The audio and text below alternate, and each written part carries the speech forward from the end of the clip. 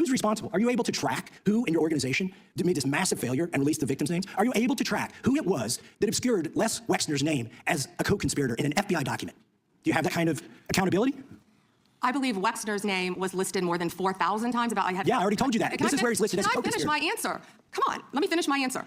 We corrected that within 4. Yo, isn't she so annoying though? Like seriously, she's like one of the most obnoxious people I've ever seen on 30 minutes. He was already, you're acting like everybody's trying to cover up Wexner's name. Reclaiming my time. I'm gonna answer this question. They absolutely were trying to cover up Wexner's name. They were 100% trying to cover up Wexner's name. Reclaiming my time. Mr. Chairman, how this works. Can I have my time? Mr. Chairman, the gentlelady can give her answer. The time belongs to the gentleman from. All right, I'm reclaiming my time. So I'm going to put the language of the bill up on the screen. Chairman, may I give my answer on that? Here's a political joke, and I need to give my answer on that. We'll let the Attorney General respond, and then the gentleman can move to the next question. Within 40 minutes, you asked me a question. Within 40 minutes, Wexner's name was added back. Within 40 minutes of me catching you red-handed.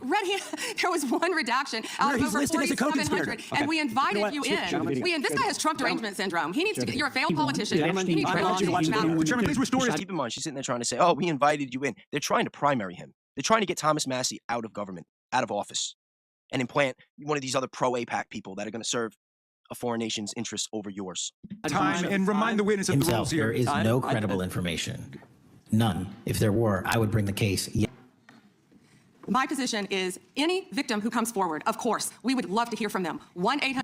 Why don't they bring up the victims that are in the room right now? There are victims literally in the room right now. I would love to hear if any of them have to say anything about a guy like Les Wexner. 100 call FBI. Did you ask Merrick Garland that the last 4 years? Did you? Straw man argument, deflecting. Why are we talking about that? Stick to the program, stick to the case. He's asking you your position. Why are you bringing up somebody else from the past? That doesn't get us anywhere. Talk about Epstein. I'm reclaiming my time. I'm glad you're asking about Merrick Garland. You don't get to reclaim because this is bigger than Watergate. When I don't answer questions this goes over 4 administrations. You don't have to go back to Biden. Let's go back to Obama. Let's go back to George Bush. This cover-up spans decades, and you are responsible for this portion of it. And that's now, where I want to know at what point did the FBI and the DOJ decide that Lex Wexner was not a co-conspirator? Because our Epstein Files Transparency Act requires you, please put it back on the screen, please, to release the internal decision about whether to prosecute him or not, and it's not in the files, and it's not in the files for any of these other men. Time of the gentleman has expired. May she answer? And he's a hypocrite. See, right away, time of the gentleman has expired. Like, this whole structure is a joke. Like, this is designed to fail.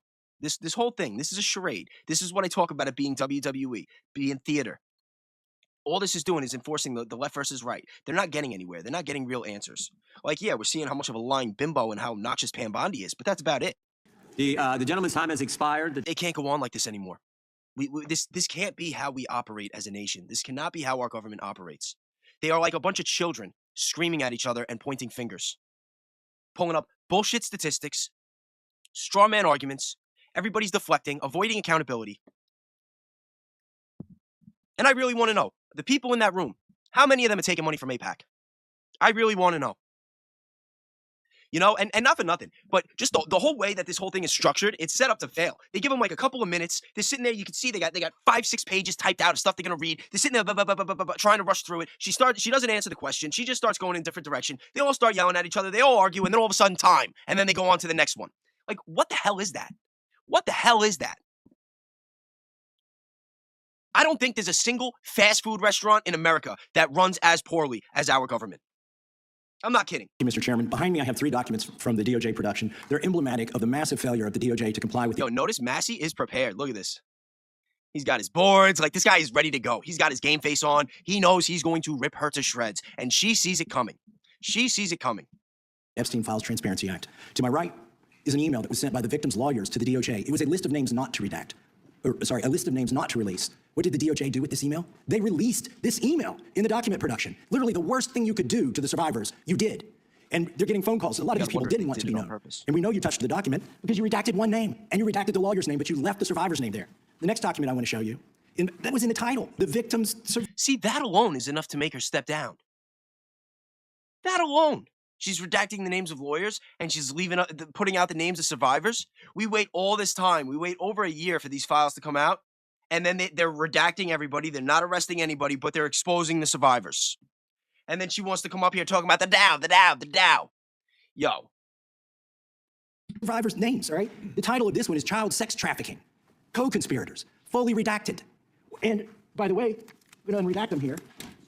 There he is, Les is in Wexner. this. Now, your deputy attorney general said, oh, I just want to point out again that when I started my show, there was a reason why the first episode of Bayes is Based was an almost 2-hour deep dive into Les Wexner.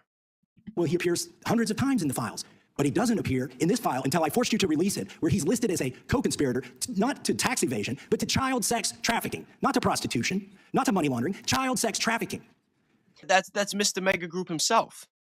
And then finally, what we have here, the third exhibit that I have is emblematic of the FD302 release. These are the documents that we need, that you're holding on to and over-redacting because they have the names of the men who are implicated. How do we know? Because the survivors gave testimony to the FBI, and it's in there. And what happens when you go to the portal at the DOJ to look at what's behind this redaction? Another redaction. So we can't even see them. And then there's some of these files you've pulled down from the website that we will never see because we can't search the redactions. So I have several questions for you. All right, before he asks those questions, I just want to point out that these 3 examples he just gave is proof, irrefutable, undeniable proof that the Trump administration has been covering up this whole case and covering up for the people that have abused and slaughtered children. And I don't care about your political ideologies. I don't care about the trans girls in sports. I don't care about immigration. I don't care about the economy, okay?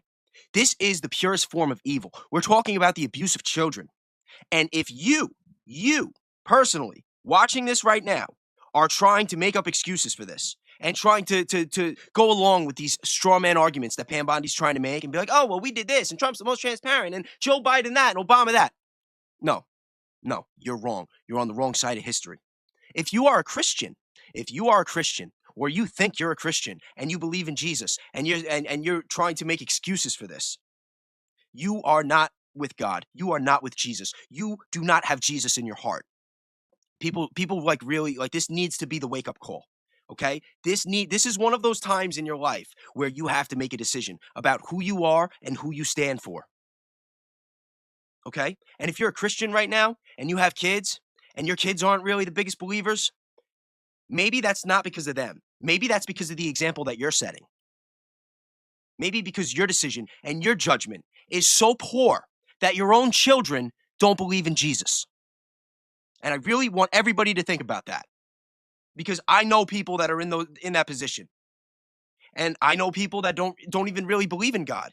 And some of those people make these excuses. Or they believe in a creator, but they don't believe in Jesus. They don't read the Bible. And they're very cynical, you know. They think people like me are crazy and they're judgmental and they'll laugh about it. You know, which is really disgusting when you think about it. The fact that people, I'm sitting there trying to call people that I know, people that I care about very dearly. And I'm trying to tell them oh my God, that stuff you thought I was crazy about. We got the files. It's true. We got to do something. What are we going to do? And then they're laughing about it to their partner. Oh, guess what? Jimmy says they're eating babies. Listen, go fuck yourself.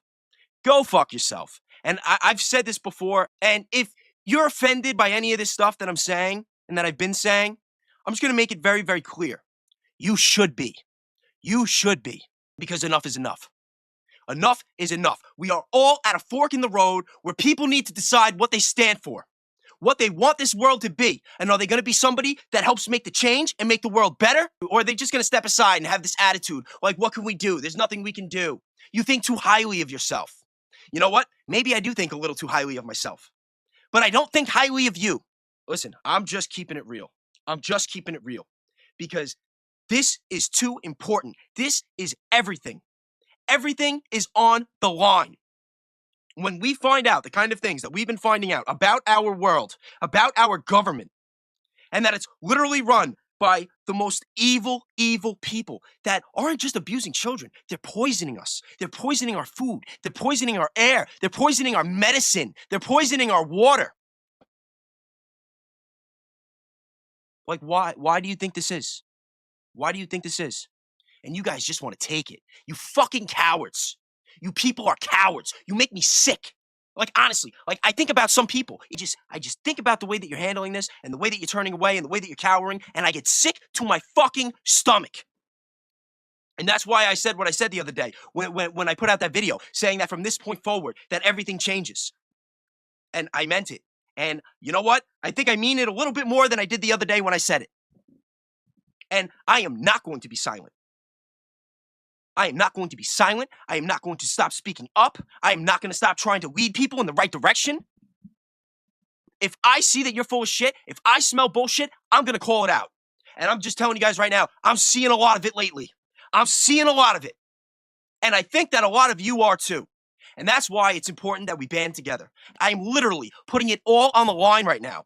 But I'm doing something that I believe in. And I'm doing what I know is the right thing. And there is not a single person that is going to stop me. And you know what? Even if you kill me, even if one of these scumbags kills me, my stuff is already getting out there. It's already out in the world. It's already out in the ether.